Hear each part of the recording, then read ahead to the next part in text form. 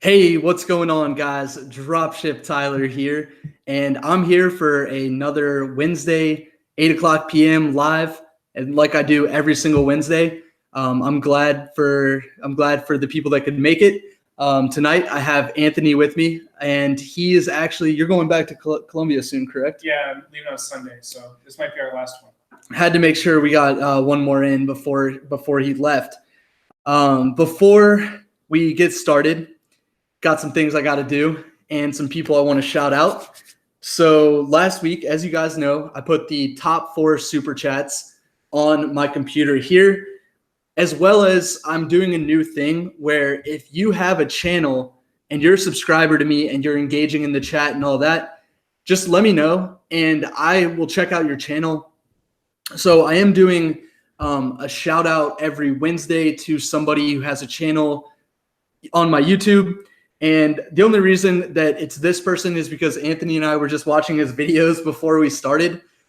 So I do want to say Martin from Thrift Store Gold. He only has like 45 subscribers, but his editing is sick. And we were talking about it where he's probably gonna, do well on YouTube. So you guys should go check it out. He's documenting his journey on being an eBay reseller. I think he actually found me through Rake and Profit channel. So he got a free shout out. The rest of the people, drop shipping is a way of life, always makes the lives, has super chatted me every single time, loves that ad space. He has a channel also that you guys should go check out. I've watched some of his videos. So yeah, definitely. I think his last one was on like being positive and drowning out negativity in business. But he also does he is drop shipping eBay related, obviously. His name's Dropshipping is a Way of Life. Then we have Luxury Card Store, #1 subscriber. Still got to get her free t-shirt that I owe her. And then Rake and Profit came in with the 10. And then we have Julie Green. So had to take care of that. I know, Anthony, you posted in the Facebook group for the Automated Dropshipping Blueprint course. So if you're in that Automated Dropshipping Blueprint course, thanks for showing up, guys. And yeah, you guys, if you want to shout yourself out in chat, just so we can see who made it here from there. But yeah, appreciate you guys coming. And so Anthony, what are we talking about tonight? Yeah, so I think the topic today that Tyler wanted to talk about was what we should be doing in 2019 to be successful. I know a lot of things have changed in eBay since the beginning of 2018. It's a totally different climate, I think, than a year ago. So yeah. Yeah, we're going to try to go over, I guess, as professional dropshippers, what things we're going to focus on next year and what we advise people to start really focusing on and putting a lot of effort into, because we think these are key. So yeah, definitely. And not a lot has changed in terms of what it actually takes in terms of your personality or the things you're doing to be a professional dropshipper. But the game has changed to where, because our first point that we want to hit on is innovation. You got to constantly be innovating. You can't just, you can, I guess, but you're always going to kind of be late to the trend and seeing what other people are doing. And, yes, it will still obviously work.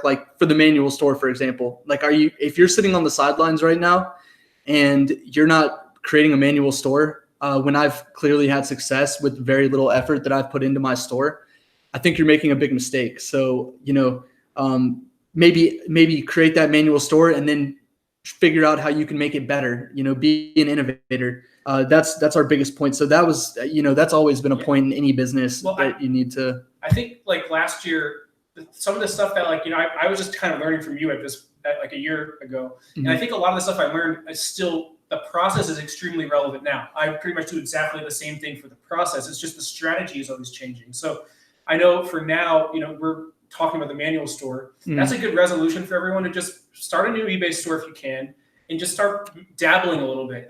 You can put only a few items. There's hardly any risk. You might have to even pay any money to do it. And that it's watching Tyler go through that process of going with the manual store. You've learned a lot of things about eBay and how things work from doing that. Yeah. And if anyone else takes the initiative to do something like that, it might not even be a manual store. It might be something that you create from your head of some different way of thinking about this business model.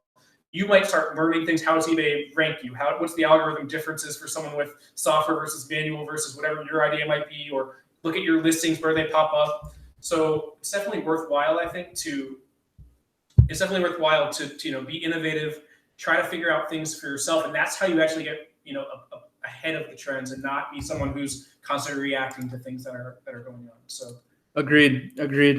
Noah actually just said to that point, though, he says, I feel like with eBay, you can't prepare, you can only react.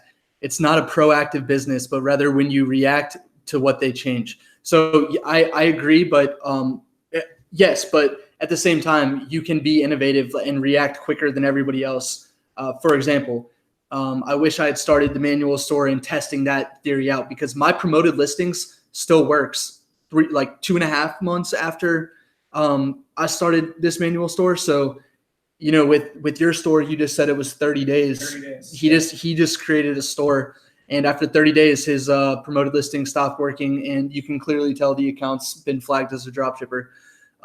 So for those of you guys that are interested in how long does it take for eBay to detect this, it's 30 days. But I've heard several other people say the same thing, exactly 30 days on the dot. So it's one of those things, like we're talking about innovating, and Noah saying you react to eBay. Yeah, eBay is always throwing stuff, and it is this year. It's definitely seemed like we've been reacting a lot. But one of the things we're saying, what do we do in 2019 differently? Well, if you're starting this manual store, you might be ahead of things that eBay is doing. If eBay makes another change in some direction or whatever, you have this experience with this manual store that I don't think a lot of other people are doing right now. And so you might be one step ahead of realizing, how these changes are going to affect people. And we've seen it now. We've seen a year of eBay doing things that have been detrimental to our business. Yeah. So we're I know for me and you personally, we're both thinking about what things could eBay do? How would we react? The more experience you get in doing different things and not just using one method or one process and being stubborn, the more of those experiences is going to open up your mind to thinking about things differently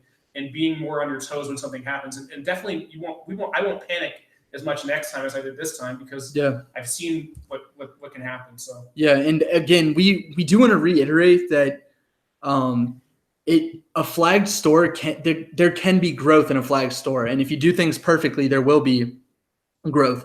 And one of the things I actually had to do this year, I don't know if you guys that have been subscribers for a while, I used to almost brag about how I wasn't tax exempt, and I was still killing it on eBay. Because in March and April, I wasn't tax exempt on eBay, and those were my 2 biggest months ever. And now looking back on it, I've paid myself, not collected, I've paid over $25,000 in sales tax on Amazon, which is $25,000 that would have been in my pocket that the buyers on eBay would have paid, and then I would have just remitted it to the state. So one of the big things that I did this year is to kind of counteract the flagging and be able to be more competitive on my margins, is I did get all those resale certificates, and that's helped a lot, not only for my eBay business, but then I was able to use all those certificates and get tax exempt in every single state on Walmart. So it's just about being, as Noah said, proactive, or I guess, he was saying reactive, but I kind of reacted on that, I think the interesting thing for a lot of people here, I look up to Tyler, and you were crushing it at the time when you weren't tax exempt. So I always, which everyone was mind blown at. Everyone was like, how are you doing these numbers without being tax exempt? But it honestly just goes to show that even you who were teaching me and mentoring me at the time to get going, you didn't have every single thing done yet, and probably almost everyone who's watching has little things you can do that are good, that's going to increase your profit, and that is that compounds. Being able to do one little thing that can make you an extra $400, $500, $1,000 a month, that compounds. It also opens up doors. That extra profit might be something that help you get going on Amazon, for example, or that extra cash flow can be important. So it's really, I think one of the lessons of 2018 and what we're taking into 2019 is the need to be really making sure we're doing all the fundamentals and not doing anything that is preventable, that we're at least doing those. For example, tax exemption. Tax exemption. I mean, literally, that's an extra $25,000 I could have had, guys, if I just wasn't so. It was almost like it wasn't like a cocky thing, but it was like I'm doing so well, why take the effort to do this? And really, it took me 2 days to figure out how to get my certificates. And I hired a company to do it and paid them $2,700. So if I just done that from the very get-go, I mean, I was an idiot.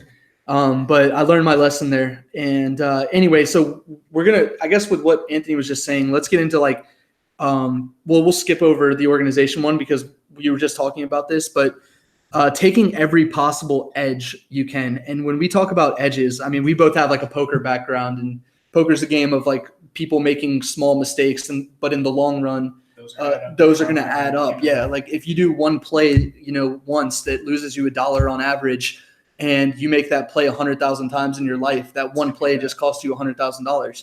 So we have a mindset like that coming from poker where, every edge, no matter how small it is important when it comes to drop shipping. And one of the edges that we just talked about, being tax exempt. Another one that we want to talk about. And again, these two, they're going to be harder for international sellers.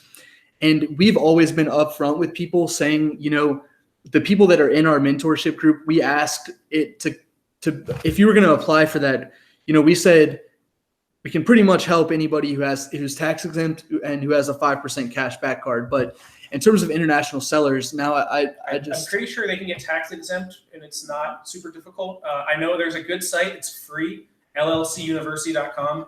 I've given it to a lot of people in the mentorship group that are international sellers, and even I think I sent it to you. I sent it to a bunch of people, but I used it one afternoon. I was able to get my LLC set up, which is the first step in becoming tax exempt. Mm-hmm. And you can do that whether you're American or not. So tax exempt, international, I don't think should be an excuse for not being tax exempt. I think you can do that. It's the cashback card where things start to get a little bit more difficult. And yeah, and actually having you have to have a social. I mean, what I tell international dropshippers is to try to find someone in the U.S. to partner with, but I know that's not easy for everybody. And then the other one was something as simple as using Mr. Rebates and actually making sure that's attached to your account. So for those of you guys that don't know, SaleFreaks is integrated with Mr. Rebates. And I actually calculated it, and for me, that adds a 0.4% margin to my profit margin. So something that small, you do $100,000 in sales, extra $400. Mr. Rebates is a pretty nice profit boost for me every month now that I've had it going for a few months. Yeah, exactly. It's definitely not anything to sneeze at. So exactly. All right. So the next one that was on here was if you're not using Amazon, and this is something I just recently started doing for my manual store, is using discounted gift cards, but being able to figure out in a way like how to use them. And this is for non-Amazon, because Amazon is very sensitive. They shut down accounts if they find that you're getting it from like a third party, whatever. So I just recommend that, yes, some international dropshippers do resort to that, but I recommend that if you're in the US, you just get that 5% cashback card and buy the gift cards yourself. But if you're using Walmart as a source, and again, you need to make sure that you look into the legality of everything and how it affects your taxes and all of that. But using discounted gift cards is huge. I'm buying 6% discounted gift cards now in my manual store. And if I had done that from the very beginning, I would be up a couple $100 more. Whereas, I've already made, I believe it was, I got to look at it, but I think it's around $400. I think it was $395 from that manual store. It might be $495 actually. I think it's $495. Anyway, I'll look at it later and I'll do a manual store update. But again, that would be closer, if it's $495, it'd be closer to $695, just from using those discounted gift cards. So it's huge, just that 6% margin. But yeah, so another one was using virtual assistants. And do you have any experience with virtual assistants? Yeah, I do actually. I hired a virtual assistant. I probably didn't do it the best way possible. And after watching your VA course, I realized, when I did it, I realized I wasn't being maximally efficient. But I had someone in Colombia that was a friend of my girlfriend's. She was going to move to Peru, so she needed like a way to make money online, kind of. She was looking at that. And so I could actually have her in-house for like 3 days to actually do like a full hands-on instructional for her to start doing some listing. Yeah. And so she was pretty good at it. And since I was able to like actually teach her in person, the training process was really quick and easy. But eventually I just kind of realized that I was overpaying for that service compared to, and she probably wasn't as good as someone I could have gotten on competitive market for that. But there's no doubt that if I spend an hour doing listing items where a virtual assistant can do it for $3, you're definitely not being efficient in that time. You got to leverage someone else's time. Like it is arbitrage. You're paying somebody who can live cheaper in another country Because obviously I don't even know what it is. I'm guessing it's like the money goes like 5 times over there minimum in the Philippines. But and just to reiterate, all these points that we're making, these are points that I've never talked to a single professional dropshipper, whether it's Amazon or eBay, who pretty much doesn't follow all of these to a T.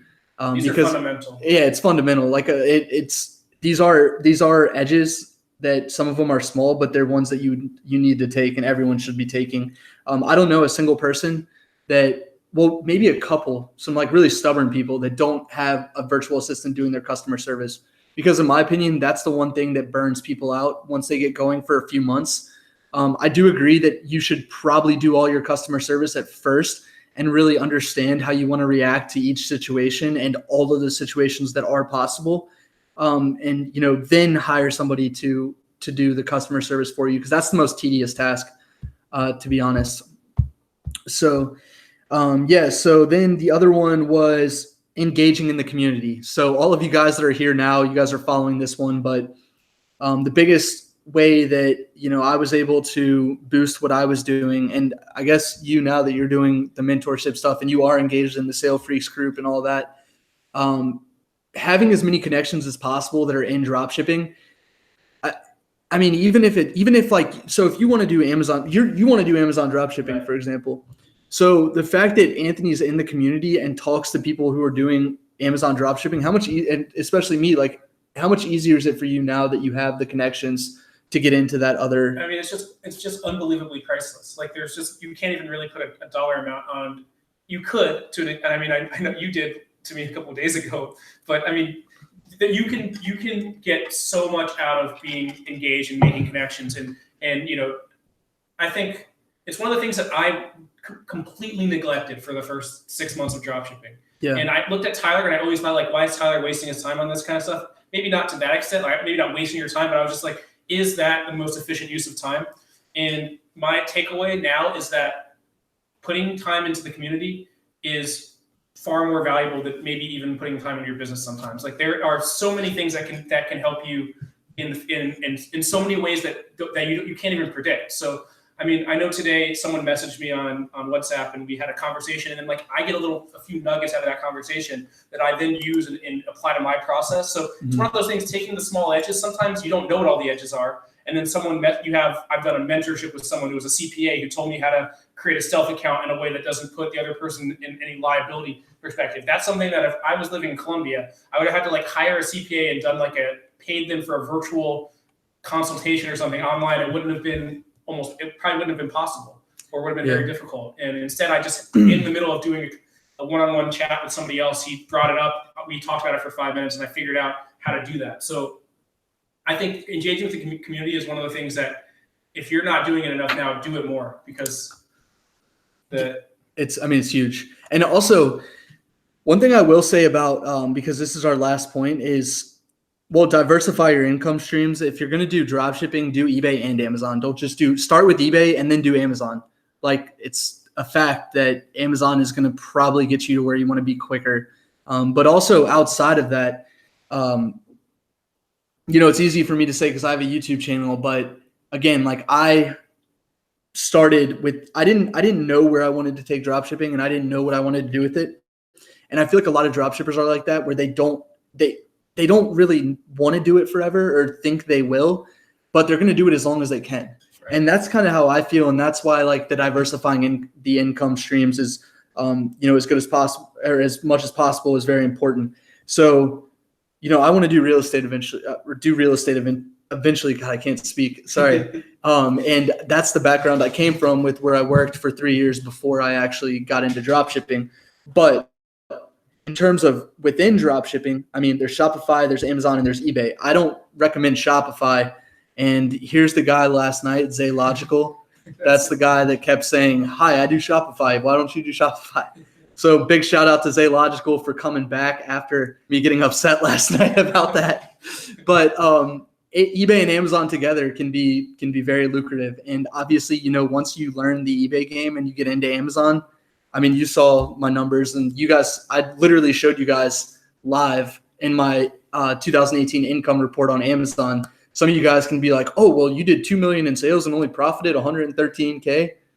Like, dude, yeah, that's good money. I mean, I would have never made that at my desk job, even also, if I got promotions. For as much as I've been around Tyler the last couple of weeks, I don't think I've ever seen you do anything on Amazon. So like, it's passive. It's automated too. That's so, I've probably spent like 24 hours with Tyler, and I have not seen him go on Amazon once to do any. I paid my credit cards off. Yeah, I saw that. Yeah, that's pretty much it. Amanda with the $10 shout out. Appreciate it. Dropship Shenanigans. Amanda Kaufman. Go check out her channel and go check out her latest video. It's a really popular one. A lot of likes. Eye-opening. Yeah, so go check out that. Dropship Shenanigans is the channel name. But yeah, appreciate the $10, Amanda. So yeah, so we were getting back to these points here. Need to have fundamentals down. So that's all of these things that we just talked about. If you're not doing those things and it's possible for you to be able to do them, you're making huge mistakes. And the other thing too is that if you're not fulfilling your eBay tasks correctly, like if you're missing shipments, if you have like any type of like problem or leak in your eBay game, you shouldn't be going to Amazon yet. You need to be good at eBay first, because you cannot make any mistakes on Amazon like that. So I know I've talked to some people that they're pretty good at eBay, but then they'll like do a fundamental mistake, and I'll look and be like, you can't make that mistake, and that's okay. Everyone has a learning curve. Everyone's going to make mistakes, but you shouldn't go to Amazon until you have your eBay ship sailing smoothly without any like basic mistakes. And I think it's one of those things where more people are making fundamental mistakes than a lot of people think. So oh yeah, for sure. And like I said, if it's possible for you to do these things, you got to do them. So anyway, moving on.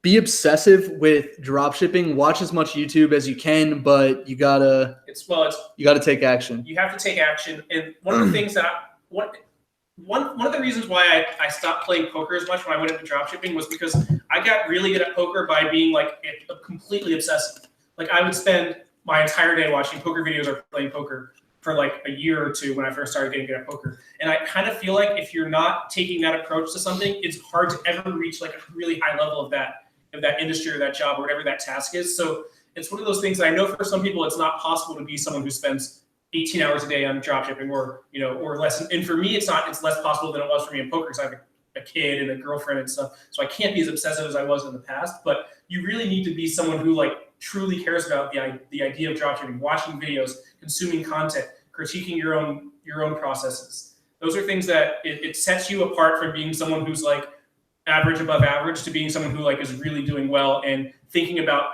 If you're not thinking about dropshipping a lot, it's hard to be innovative. And that was probably our main point of today, was innovation.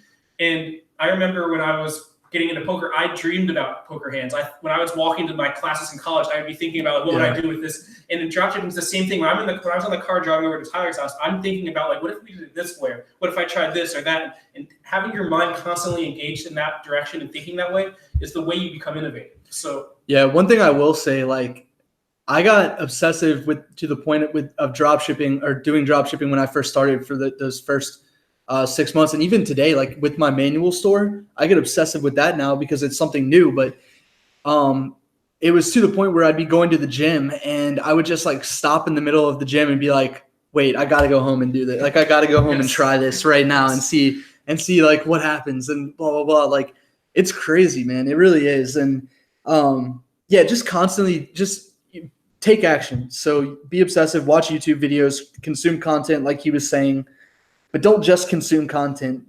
Be an action taker also, and think logically about what people are saying. If I say something dumb, call me out on it or ask a question of why I said that. And just be thinking about what these people on the internet are actually saying, including myself. And really analyze it, just like you would analyze, like everything always comes back to poker, but just like you would talk with friends or whatever. And that's why it's also important. It goes back to having a community. Or did we already say that point? I think we did. But anyway, it goes back to having accountability partners, whatever. If you don't have somebody to talk personally and get their opinion on dropshipping and all you're doing is watching videos and thinking inside your head, you're not really going to get as far. Yeah, I think it's a balance between the two, because like one thing I see with some people are they ask a lot of questions that are easily answered by being more obsessive. Like if those people were able to consume more content or I don't know, like find the answers on their own a lot of times, they would be able to take action faster and like put those ideas into play faster. And there's some people that I think they overanalyze and ask too many questions. But then there's other people that I think don't ask enough questions and don't take advantage of the resources that are available to them. So I think it's a balance. I think you have to, strike the right balance between the two of being able to find information. Because I think that's one thing that does hold people back is that instead of finding information, they always want to ask somebody about the answer. And then you're waiting for that person to respond. Mm-hmm. You're waiting to get that. And then if you get into that loop of doing that all the time, you end up wasting so much time waiting for the other person ends up kind of just doing it for that person. Yeah. And then when that person has a problem and they don't know how to find the answer themselves, they get stuck in a situation where the other person doesn't respond for a couple of days or something, and then they're stuck sitting on their hands. So that's bad. But at the same time, it's also bad to be someone who is just only engaging and only watching YouTube videos, never engaging, never asking questions, because there's a lot of times where someone will ask me a question that completely blows my mind. I haven't thought of it that before. I don't know the answer. I'll ask Tyler. Maybe sometimes you know the answer, you don't. But then that ends up being a really, really good question that it takes, I think, a lot of people putting their heads together to find the solution to. So yeah, and a lot of these challenging questions were going on really when people were trying to figure out what was flagging dropshipping accounts more than anything. So yeah, lately there has been a lot of like interesting points and people thinking about things. Right now, I think I found the solution with the manual store, but we'll have to see what happens with that. But anyway, the next point was invest in yourself, but don't be stupid and do your research before you pay for something, whether it's a course, whether it's a program that you're getting into, like mentorship thing, whatever it is. Invest in yourself, but just don't be stupid. Like, yeah, and an example of something I'm doing or I've done in the past to invest in myself is, I have bought courses that are not dropshipping related, but it's things that I could do to improve my dropshipping business. So for example, Excel courses, like really advanced Excel courses with VBA, like you saw the code that I had on my computer earlier with it. Just things that are going to help your business, not necessarily even dropshipping related. Like once you get to a point where you're able to figure out a lot of stuff on your own in dropshipping or with your group, it becomes a point to where like who has the best process. And at that point, that's when you can start like investing in other stuff. And another example is, and I'm really excited about this, is I'm going to a networking conference in Vegas I'm leaving the 4th. Yeah, I'm leaving the 4th or 5th. I don't know. But anyway, I'm leaving the 4th, I think, and getting back the 9th into Charlotte. Or maybe leaving the 5th and getting back the 9th. But anyway, that was like $900 to go to that. But I think that $900 is going to be paid for in itself maybe in just a couple weeks. Exactly. Like just stuff like that. And I've never been one to pay that much for anything that's like educational related or networking related. But I decided that, I'd give it a chance. And when I thought about it, I was like, this is really going to help me in the long run with whatever I want to do, not just, YouTube or internet stuff, whatever, just meeting different people that are in different businesses. But yeah, it's not a dropshipping conference. I wish they had a dropshipping conference though. Maybe we need to do that. Maybe this is a great dropshipping conference. Yeah. We definitely need to do a meetup sometime. But anyway, so the next point was consistency and routine. Could you just talk about your day and like what you do for your store on a daily basis? Yeah. So my day usually, like I'll wake up, I will go down, I'll check on my store to make sure there's no like red flags or things I need to work on. I'll take care of some of the tedious tasks that go into what I'm doing right now with the store. That might be 30, 45 minutes or so in the morning. That's usually the first thing I do because the store to me is most important because the customers are always waiting. So I want to make sure that I'm getting on them first. Next, I usually will go through and like if I'll either answer questions in my for the course or in the WhatsApp group. I usually will send a message to Tyler, find out what he's up to that day, whether we need to collaborate on anything. And then whatever is like a big pressing issue of that day, which is one of the nice things about dropshipping is a business, is that I'm not spending 8 hours a day doing one thing, one task to make the money. Like I am able to spend, usually the biggest meat part of my day is doing some other like diversifying income type of activity or getting better at or making my store better or something like that, where I think that's not going to pay off that day, but it might pay off in weeks or months or whatever. And then at night I'll go back again and go through my eBay store and go through the tedious processes, stuff like that, a little customer service, make sure that there's no fires to put out. Yeah. And that's like generally my daily routine. And I think it's important to wake up and do something as soon as you wake up, because that's one way to not get stuck in a I guess like a lazy day type of attitude. And it's one thing I wanted to talk about as I just finished saying that was when we were talking about investing in yourself. It's really a big advantage of dropshipping in that if you are professional and you're making enough money to not have to have an actual job. In the meantime of, maybe those little bookend times I was talking about working specifically on my store, I usually have like 8 or 9 hours every day where I can devote that into something not maybe dropship related, maybe not dropship, I don't know, but that's an invest in myself opportunity time for me. So I take that time to be really important. So. Hey, one of my VAs, one of my employees is in the chat. Marielle Faye Garcia. I know Marielle. When I was my girlfriend working on your returns. Marielle, thanks for coming by and waving. Marielle says she likes to she listens to my lives while she's working. Marielle, maybe you can type in chat the most annoying thing that's happened so far while you've been doing customer service today. I guess it's morning time, your morning, but I appreciate you stopping by. I talked to her earlier and she said she would, but that's pretty cool. That's pretty cool. This guy says Tyler looks good in flannel, and then he hashtagged right there. Appreciate it. It's the beard, the flannel, and the sticky note next time. Yeah. If you compliment me and I like the compliment, then you get a sticky note from going forward. But Marielle says, "Yep, working right now." Nice. All right, perfect.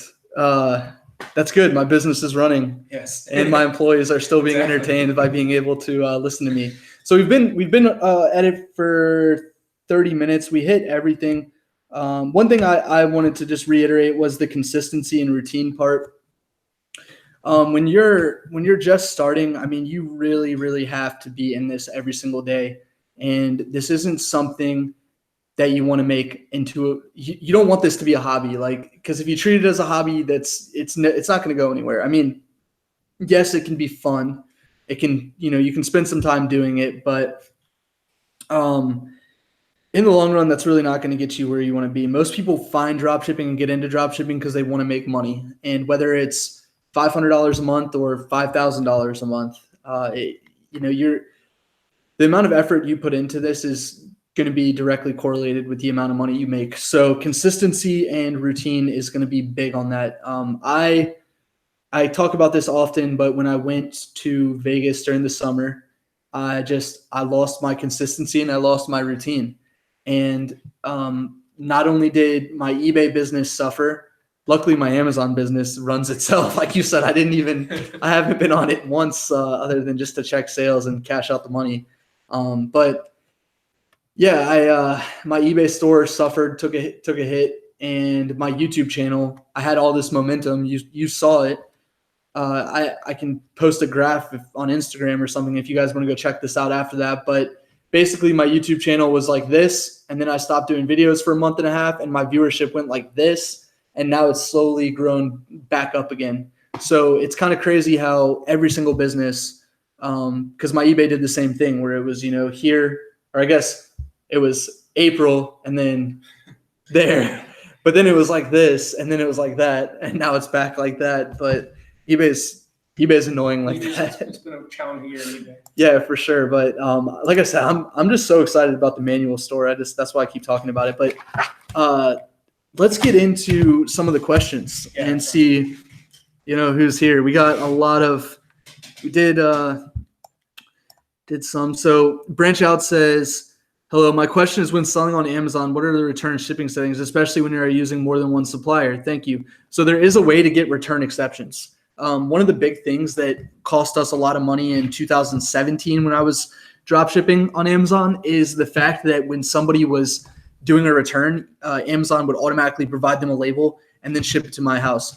What's funny is there was a mini fridge that was very heavy. It was like $60 or $70 to return. And the person lived less than a half mile away from my house. So I looked at the address and I was like, wait, I know this road. And so someone bought something from me on Amazon, returned it, and like Amazon provided the label to them. And whatever, instead of going to Walmart, I could have just gone and picked it up and saved myself $70 because I'm responsible for that whole cost. So there is a way to get return exceptions on Amazon to where you can actually provide your own label, and not many people do that or know that. And that's actually in Matt Gambrell's course. If you guys want to check out that course, he's got a lot of different things. I mean, think about that right there. The fact that that's in the course, you get 10 returns that are like that. Dude, that's already paid for yeah, exactly. So people don't. I never thought of it like that, but that is completely mind blowing. But yeah, so I lost, not hundreds, like thousands of dollars in 2017 by having the item shipped to me, and then we shipped the item to Amazon. And actually, I don't know how much I should be talking about this, but what we actually had was a warehouse in a city near here. I won't say the city, but it was like, very cheap to get the warehouse, obviously. And one of the people in the group had it. So warehouse space was cheap. We were all just paying a monthly fee. And basically, I think per return also we were paying a fee.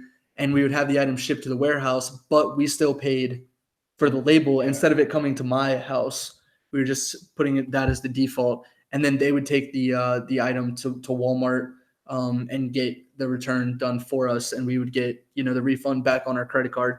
But yeah, returns on Amazon can be a mess if you don't know what you're doing. All right, so that was actually before we even got on. So Ty Nguyen said, come check out my channel. The comment's hidden. I'm just going to keep it hidden. I'm not going to let Ty spam on my channel. I don't do it to you, Ty, but I do it in your Facebook group. But you got a shout out anyway. All right, so let's see what else we got. Making biscuits and gravy, blasting you in the kitchen. Nice. Nice. That's. We should make a podcast. We talked about that. Was like a metaphor or something. Jeez. Oh, we got a $2 super chat from Jameson Stephenson. Happy New Year mini super chat. Hey, I think you're still in top 4 with super chats as of right now. So, if you guys want to be on the posted note next time, you got to beat $2. But anyway, Martin, thanks for we got a couple super chats in here we didn't realize about. So Martin from Thrift Store Gold says, thanks for the shout out. You're the man. Appreciate that. Those videos were awesome. I'm trying to find some questions for you guys, by the way, guys. I don't see any questions yet. We need you to start mentor group to compare data. Start one up. That would be cool. Oh, Hazem says, here from the course. Appreciate it. Jameson says, how are you monitoring prices in stock on your manual store? So right now my items are actually like best sellers on Walmart, and I've only had one. No, I take it back. I've had 2 items go out of stock. One of them I sold 4 in the same day. I was able to handle that, pretty easily. The customers, no one left me a negative feedback, which is great. And then, sometimes I do upload tracking numbers from my Amazon, which is maybe not the best thing to do. Maybe I shouldn't be telling people that I do that, but there are plenty of people that do that and get away with it. It's one way to, have the tracking number and then just refund the customer and say, blame it on the courier. It's not like I'm like scamming the person because they're getting their money back. But what I'm just saying is the courier lost the shipment or, whatever. Or we mixed up the tracking numbers and we can't find the tracking number. What item location are you using for your manual store? So for my manual store, I'm actually just using United States. And let's just Google the eBay item location because this comes up all the time. And I did a video on it. Yeah, the item location policy. I did a video on it. I didn't upload it. But anyway, let's just read here the full policy, go into it. I'll show you guys where I'm at. I'm going to drop this in the chat if you guys want to follow along with me so that this is squashed. Basically, it says, what are the guidelines? Required, accurate description of the item location, such as Omaha, Nebraska, United States. Valid zip code for items located in the U.S., except when shipping rate tables, freight shipping, or for items that will be shipped from multiple locations. So there you go. I just use U.S., United States, because you don't have to have a zip code for a shipping location.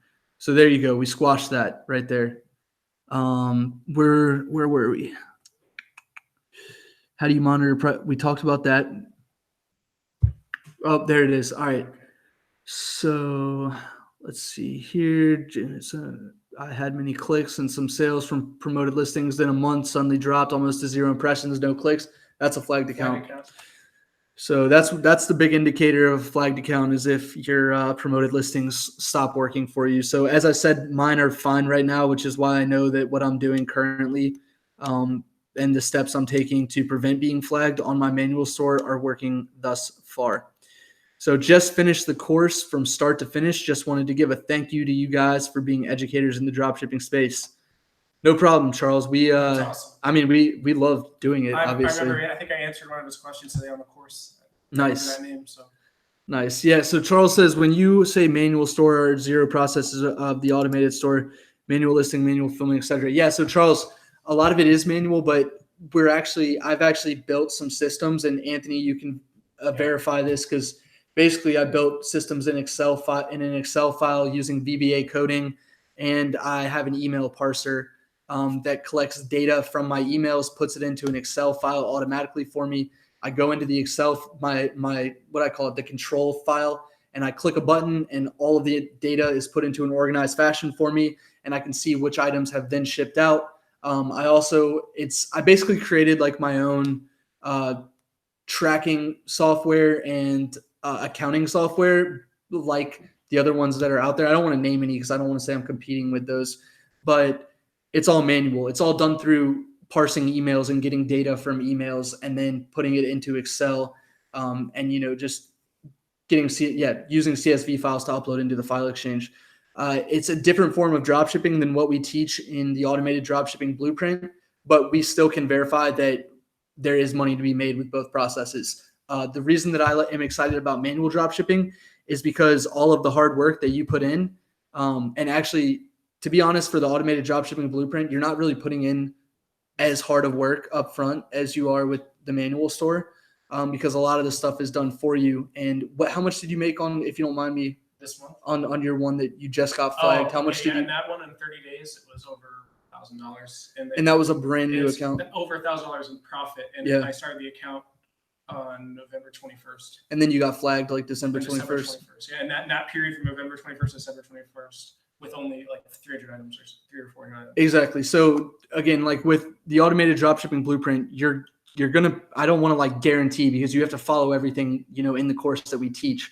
But if you follow everything that we teach in the course, you're gonna make money, right? But all of that work will be cut in half once you get flagged. And then you can build it back up and start making money again. But it is a frustrating process. The way eBay does this, and I think part of the reason behind the manual store is to try to innovate in a space that is frustrating, and I guess for the automated. So I guess like what you're trying to say is like probably I might be talking for you, but like the automated course, the automated method is a very good method. You can definitely make money doing that method. The manual method is now an alternative method that we're exploring right now.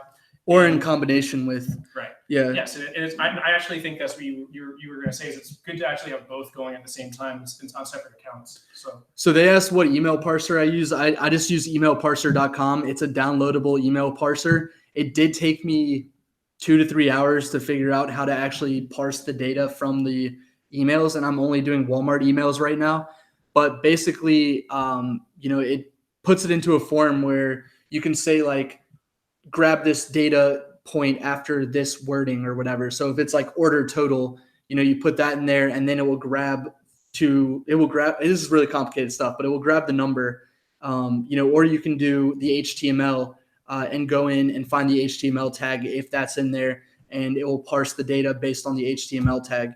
But yeah, I am thinking about doing videos on that, or maybe even doing like a mini course on creating these processes, or a full course eventually, because again, these are sort of complicated things that I can't really just explain in a single video. It's pretty complicated. I saw Tyler was walking me through how he did all this today. Yeah. It's if you're not, I know Tyler's really good with Excel, and like I would say like expert level of Excel. Well, I had to be for my analyst job, but yeah. So if you're not that familiar, it's going to be pretty difficult to do this without having some type of guidance or some type of someone kind of showing you the way. So Yeah, if you misspell a workbook or name a workbook different right now with the code that I'm using, like if I were just to give you guys the workbooks that I use and the VBA code that I've written, if you don't have the same exact file paths that I have for my code, then your computer, it's different obviously, and it wouldn't be able to recognize those file names or where to grab those files from or whatever. So I can't just like give you the code to these things, which is because I'm not the best at coding. There are ways to just name variables and things like that, but I know enough to get by with what I'm doing. But eventually, I do want to do a video and show people how to create their own, and maybe give them the code and show them how to like use that code in their own benefit and whatever. But again, this is very complicated for a manual store. You can start a manual store by doing everything manual. You don't have to create these automated processes. This is just another point of that innovation thing is from you deciding to start the manual store, it started to snowball into these ways where you're looking at it deeper and trying to figure out how you can do it more advanced, more complex, and better. Yeah, exactly. I mean, I don't want to, because with a manual store, obviously, you're going to spend a lot of time trying to go through and check the order and see if or even just looking at your emails and figuring out, all right, this one shipped, who's the whatever. Instead, the way that I have it, I mean, it's pretty cool how I can just click a button, all the new tracking numbers, the courier, the Walmart order ID gets matched up with what the order number was that was originally placed. And then, it gets into a file exchange format, and then that can just be uploaded on a daily basis into eBay. But anyway, that's a whole nother thing. I just kind of wanted to tell you guys what I've been working on, because literally that's like all I did all day. And last night when I was working on that. Yeah. So, all right. So Marielle actually commented and told us the most annoying thing she's dealing with right now. I was trying to find her. I think she said that it's when. Oh wait, most annoying thing I have to deal with is probably buyers returning items using a different return label other than that provided and demanding us to pay for the cost of shipping they paid. Dude, that is so annoying. I get that too. God, it's like, hey, I paid $5 to send this to your house, even though you provided a label. Could you give me the $5 back? Like, those things add up. It's annoying too because the customer's always right. So you like don't want to argue with them, but at the same time, you're like, please, you should just use the label that I already paid for. So yeah. Let's see. Honestly, there's so many freaking questions. It's hard to see who actually. One guy said is if you don't do promoted listings, will that prevent your account from getting flagged? I'm pretty sure no. The only reason why we say the promoted listings is because that is a sign that your account got flagged if they bottom out. So, for example, before one of my accounts got flagged, promoted listings were really high, and then like overnight they just went down to like extremely low. I'm talking like 40,000 impressions to like 300 impressions overnight. So that's just one way you can see if that's happened to you. So now we just got people talking to themselves in the chat amongst each other, and they're having a conversation. They're not interested in what we're saying. Any questions about eBay or Amazon dropshipping that we missed? Oh wait, have some returns that customers return, but tracking status is missing, and other customer just returned to FedEx and cannot locate, although it is delivered. Tyler, please advise. So wait, have some returns that customers returned, but tracking status is missing. All right, so she's gonna win those cases. Yeah. If tracking status is missing and they never provided a tracking number or anything like that, then you're gonna win the case. Yeah. But if they provided a tracking number and eBay just looks at that tracking number and it's like a glitch in the eBay system, because this happens all the time, dude, and it's so annoying when I look at my email. And Marielle knows I'm like, I go to the VA Skype chat or the eBay Skype chat, and I'm like, look, what is this order right here? Like, how did we miss this case? I'm not like mad about it, but I'm sure that's how they perceive me. But yeah, what they do is they give the tracking number to the eBay rep, and they're like, look, see, I returned it. And then the eBay rep's like, oh, okay, well, something happened. And then they close it out in the buyer's favor, and then it's a strike against you. And then you got to call eBay and say, look, it never updated, like, they never uploaded the tracking. So can you reverse this, or not reverse it, at least take it off my account that it was a defect. Yeah, and actually, they'll do that. The crazy thing is, like, when eBay takes the tracking number for anything that's showing like delivery or anything, they don't really look. They just look to see if like the zip code matches. They don't actually look to see if the address that was delivered was the correct address. So I actually had this happen, and it's going to be a little bit of a story. Oh, yeah. This is pretty interesting. It's a cool story. So I listed an Intel processor chip for like $450 or something on eBay. On accident, right? Just on accident, yeah. It was just in some kind of like auto scan that was listing for me. Yeah. And the item got listed, it sold, and the guy returned it like the same day he got it. Similar to like, I mean, I expect with a high value, a high price item that there's going to be a high amount of returns. So I wasn't too suspicious, but his reason was a little bit weird. It was just like, I just didn't work or something. I was like, yeah, that's a brand new chip. Anyway, like he never sends the item back for like the days that he has like 8 days to return on eBay or whatever. And then on the 8th day, he uploads a tracking number and then calls eBay and closes the case in his favor, saying like he returned it and here's the number. So I get debited the $500, $450 whatever from eBay. And I'm like, I was in Colombia, so I'm like calling my mom, like, did any package come? I see no tracking confirmation that a package came. He gives the tracking number, and the tracking number, he doesn't give a tracking number at all, actually, on eBay. So I have no evidence of any number or anything. So I call eBay support, and they are telling me, like, they're like, oh yeah, he actually sent it back himself. Here's the tracking number he used. So I go and type the tracking number in, and it's in my zip code, and it doesn't say on USPS like the exact address. It just says like your town, your zip code. So they took that and used it as evidence.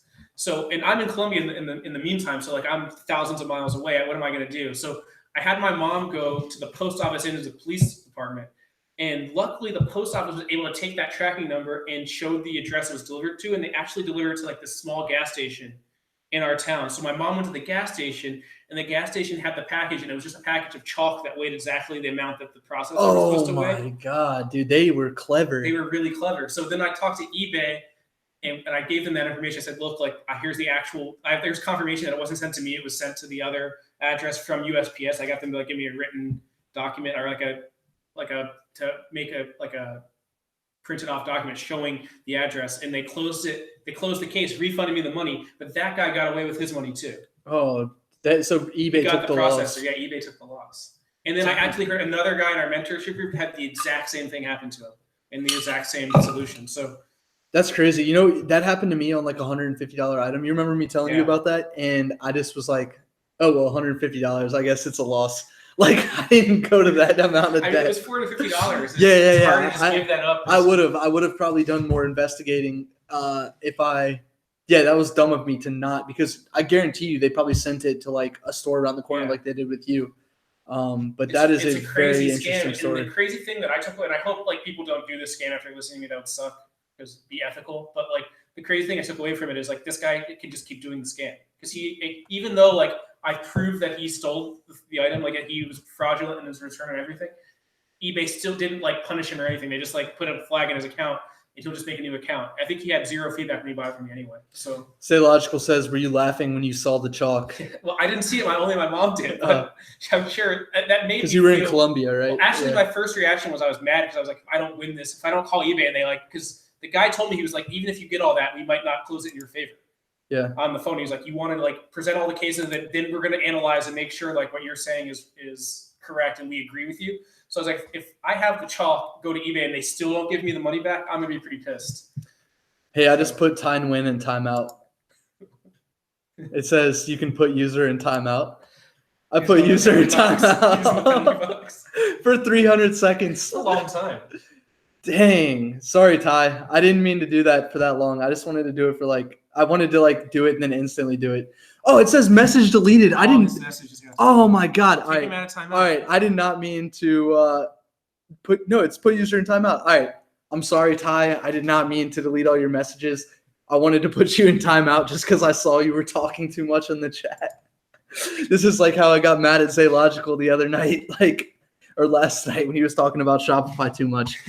All right. Again, I'm sorry, Ty. I did not mean to do that. I apologize.